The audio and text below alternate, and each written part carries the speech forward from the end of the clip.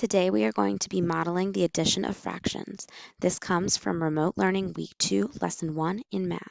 That lesson is called Adding and Subtracting Fractions. These are the remote learning instruction notes based on the BCPS packets. Our learning objective. We will add and subtract fractions with like denominators by using models, equivalent fractions, and properties of operations in order to solve real-world problems. Visual models can be used to add fractions. Take the example 3/4 plus 2/4. To find the sum, I'm going to show you two different strategies that allow us to use visual models to add these fractions. So I'm going to start by representing our first addend of 3/4 on our first fraction model. So I'm going to color 3 pieces blue because our numerator in our addend is 3. So I'm going to represent our second addend of 2/4 in our second fraction model. So the numerator is 2, so we know we're shading 2/4. Now to get the sum, we need to count how many shaded pieces that we have. So we're going to count 1/4, 2/4, 3/4. We don't count this one because it's not shaded.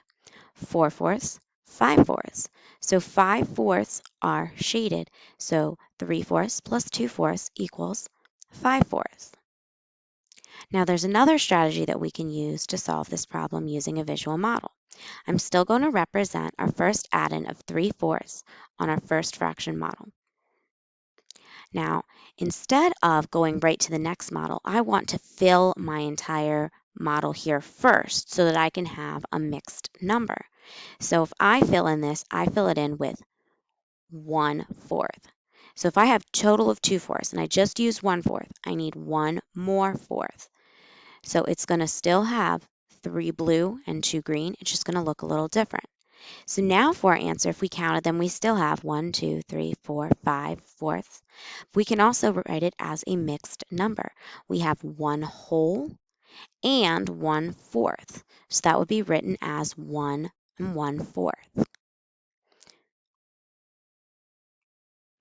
We can also use number lines. So for example, let's use 4/6 plus 3/6.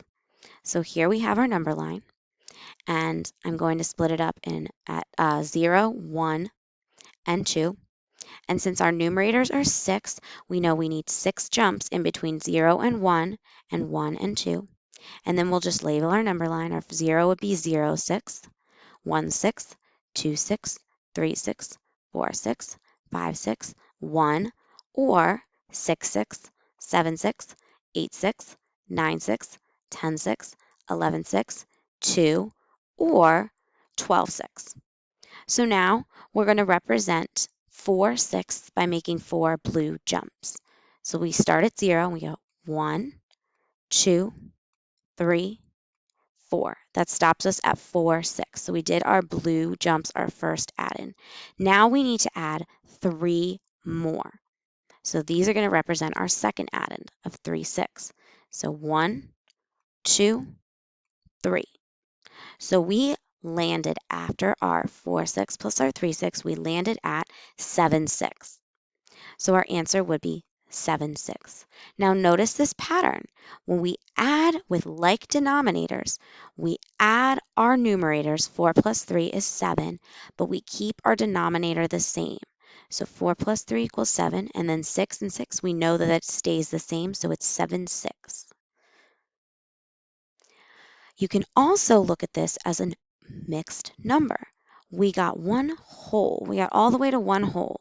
And then after 1 whole, we have 1 more 6. So we could also write that as 1 and 1/6. Either way, both of those answers are correct, whichever one you prefer.